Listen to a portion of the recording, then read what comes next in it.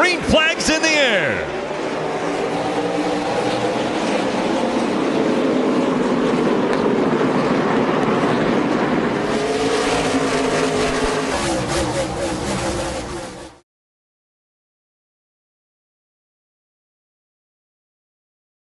This time on the Fast Lane with Isaiah, we're doing Best Races. This is a new series I am starting of the best races since I began watching NASCAR back in 2017. I got into NASCAR by winning tickets from my elementary school's auction and going to the 2017 Spring Xfinity race at Richmond. I've been a NASCAR fan ever since that day. Today we're looking at the 2017 First Data 500 from Martinsville Speedway. Let's dive into it. On lap 49, Brad Keselowski establishes his case for the car to beat by passing Joey Logano for the lead.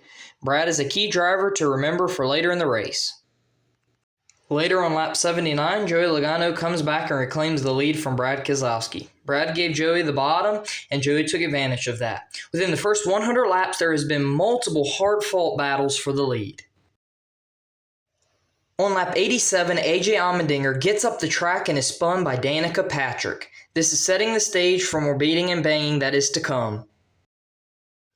On lap 116, Brad Keselowski passes Jimmie Johnson for the lead. Jimmie had stayed out on old tires to gain track position after starting dead last in this race.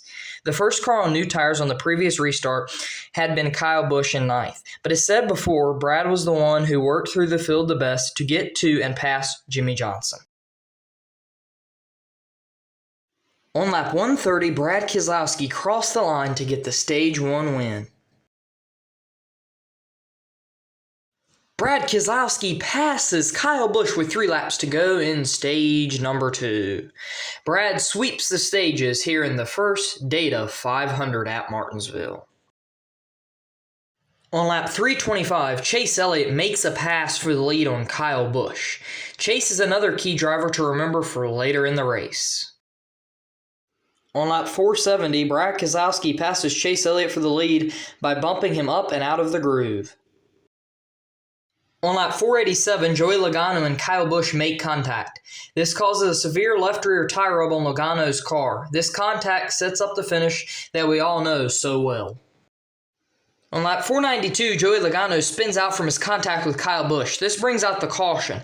This sets up a crazy final few laps that adds the icing on the cake for this race. If this caution didn't come out, it's most likely that none of the following would have happened. On lap 497, Chase Elliott runs Brad Keselowski up the track to take the lead. Back on lap 470, when Brad passed Chase, he made some contact with Chase. I believe Chase was racing Brad like he raced him here.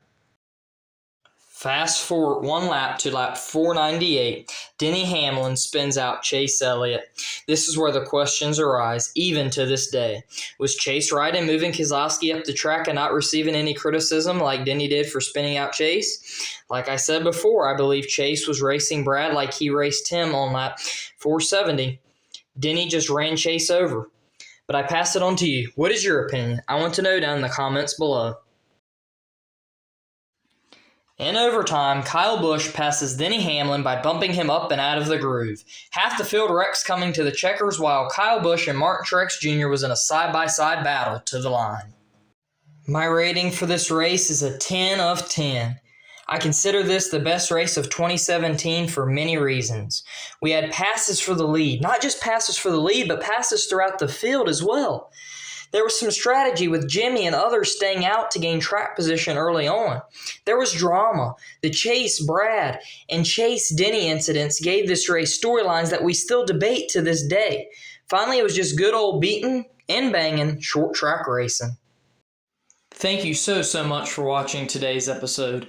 It truly means a lot to me. The support means a lot to me, and it really helps me out if you would hit the like button and the subscribe button to see more great content and to see the continuation of the best races since I began watching NASCAR back in 2017.